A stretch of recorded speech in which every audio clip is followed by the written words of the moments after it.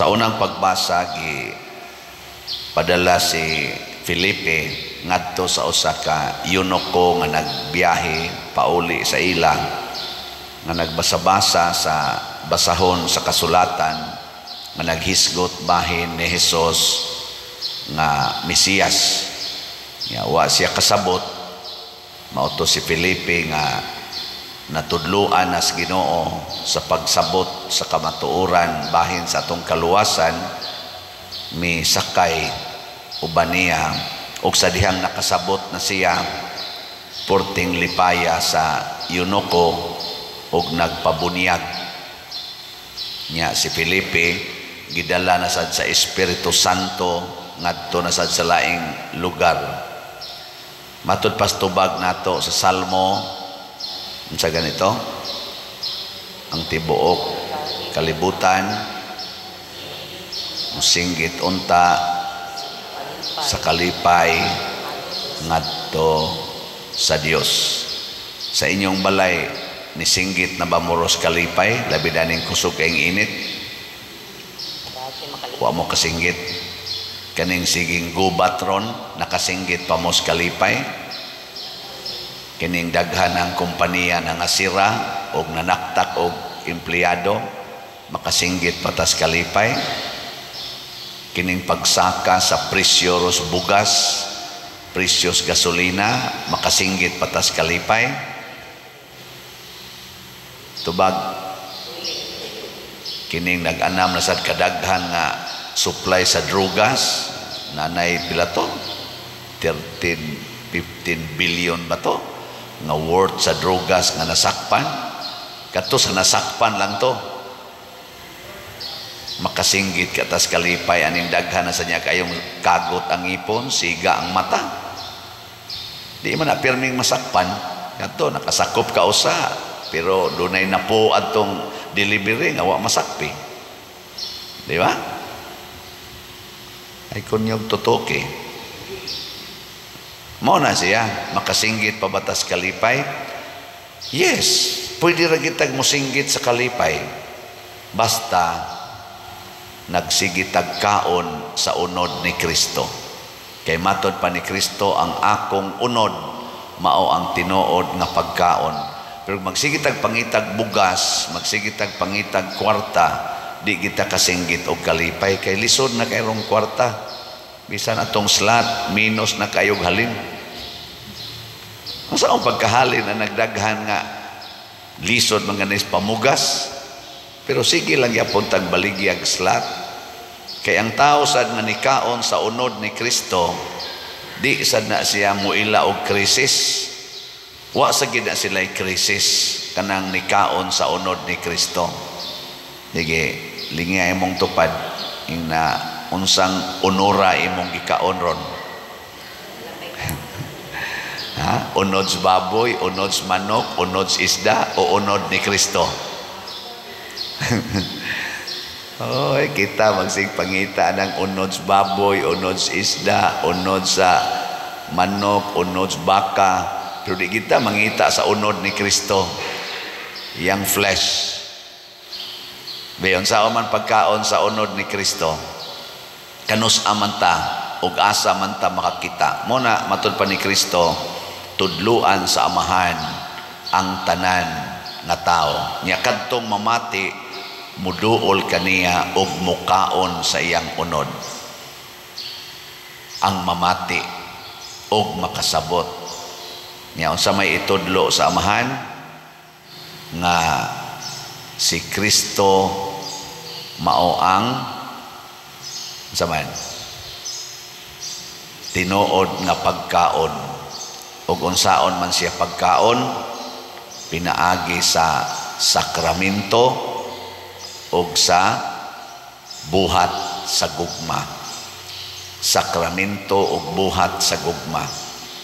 Kana bitang taong maghigugma ay magsige man na sila kinananay, di ba? Oh, kinananay na sila. Mangaon, mukaon, basta lang yung mangaon lagi na sila, mupakaon, basta naghigugmaay. Nya ang sakramento kining Eucharistia gihimo sa ni Hesus aron doon na sa tayo gitawag og espirituhanong pagkaon. Kanang actual yung kaon ba? Mo na nga dito sa katapusang panihapon, iya sang gideklarar, kini ang akong unod. Kini ang akong dugo. Mo na dinhi sa atong misa, ato nang gibalik-balik.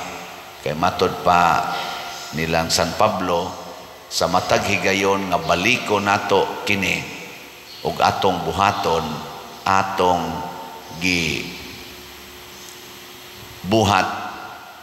gibuhi ang pagkaon sa tinuod nga lawas ug dugo ni Kristo. Sacramental eating. Niya doon na sa gitawag nato og unsa man, relational eating, kaning paghigugmaay. Ang lawas ni Kristo gitawag sa na siyag mystical body. Mystical ba? Mystical. Nanang murag espirituhanon nga lawas nga mao ang simbahan. Niya ang simbahan gilangkuban sa mga katawhan, flesh of people. Gilingay mong tupad, ingna kay flesh. Kana imong tupad ba na flesh wa? Kana. Kana mo ikana kay membro mo nas lawas ni Kristo, flesh. Ingos Kristo mukaon sa kong unod. Ang mga membro sa simbahan na ay unod. Nya unsaon man ato pagkaon, pinaagi sa gugma. Kay kanang mukaon ta, pasudlo nato ang pagkaon sa atong bakba ngari sa atong body system. Ang paghigugma sad, pasudlo nimo ang tao sa imong kasing-kasing ug musod siya sa imong kinabuhi. Sige, lain na sang lingi sa imong tupad. Ina, pwede ko musod sa imong heart. Ina, pwede ko musod sa imong heart. Ang pagkaon, musod sa itong bakba, kinahanglan na itong pagtugot. Normally ba? Normally. Kinahanglan pagtugot. Kinahanglan yung kamunganga, nga imong usapon. Normal na. Gawas lang ng abnormal nga. I-inject na, aris ilong, sanay pangaging kuan. Pero normally, ato ginang bukhon ang atong bakba. Sa espirituhanon sang pagkaon, kanang paghigugmaay, ato sang ablihan ang atong kasing-kasing. Kanabang dili na ta magsigig question kung kinsa ka. Ang akong buhaton, kinsa ka sa mata ni Kristo. Nya sa mata ni Kristo kitang tanan mga sakop sa iyang lawas. Mao na magdinawatay kita, maghigugmaay. Nabitay ni ingon ako, Pader, unsaon man ako pag puyo nga tunhay nga ang akong bana din amang gyud mi magkasinabot. Ako, kumusta man mo nagminyo? Wala pa ka mabuntis? Siya, buntis na ko, Pader. Nako, unyag na buntis pa ka. Ug wa pa ka mabuntis ato, magminyo ka atong panahon na. Siya, di gyud, Pader. Nako, buwagin na imong bana. Niya, apply og declaration of nullity sa simbahan. Kaya ang inyong kasal, voidable. Pasabot, questionable.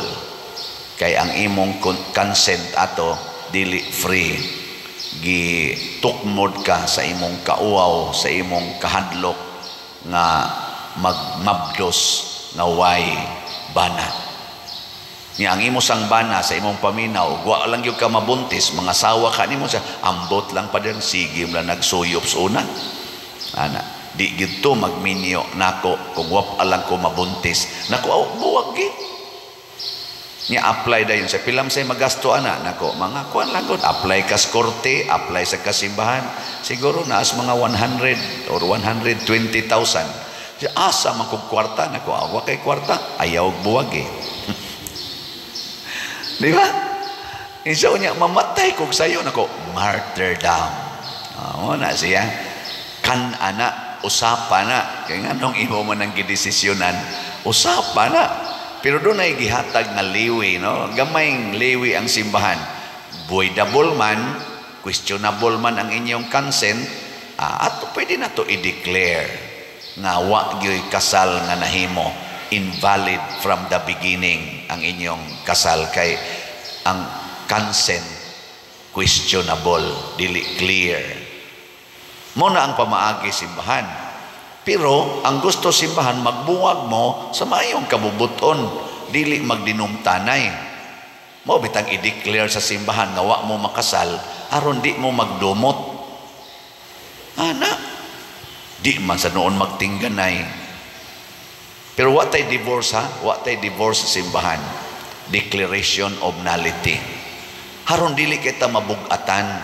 Pero kung gusto jud kang mulahos, nindot kay na gitawag sa nasiyag martyrdom. Kana bang mupadayon ka hangtod sa kamatayon o radically imong i-implement ang imong gisaad nga for better or for worse, in sickness and in health, for richer or for poorer, till death do us part. Nako kana kay wa na mo'y kwarta, kay gisuyop sa imong bana niya aksyon pag yung pangulatan nimo imong bana o pamsadya kuno kulataha, singhag ba aksyon kuno kulata ba, nako kana mao na gid na ang for better or for worse, for richer or for poorer. Nya kay imong bana suyop naman na ingon man kang nausab ng kwinta, sickness and health. Di ba? Ikaw mga asawa, hay may inyong pilion, martyrdom o declaration of nullity. Kung naa mo anang sitwasyon na ba? Kung martyrdom, maunay gitawag og the best choice.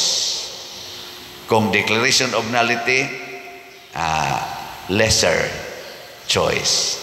Mauna siya. Mayingom sa nang uban. Kunya pa dir, mulahos ko, voidable man ka. Nako, voidable gani, di sa ato pa, valid until proven invalid. Mauna siya. Ayaw lang sa kunya. Dili ka mo file og declaration of nullity, di valid inyong kasal hangtod sa katapusan. Mauna siya. Ang simbahan gilangkoban sa mga buangon o sa mga buotan. Hinumdumi gid na. Ngay katapusang lingi. Ing na mudawat ka sa mga buangon. Kauban biya na nato. Nakauban biya na nato. Bisan kanang na nagsimba, kining na nagsimba, kanang naong na ara simbahan, na ay mga buangon na. No, ay daghan. Bisa ka nang nagsigig barog-barog dire, magbasa-basa. Ay gid pag-ingon nga labaw na ning nagsigig wali. Sus, gana ni mga buangon. Wagi siguro nagwali ro nang usa.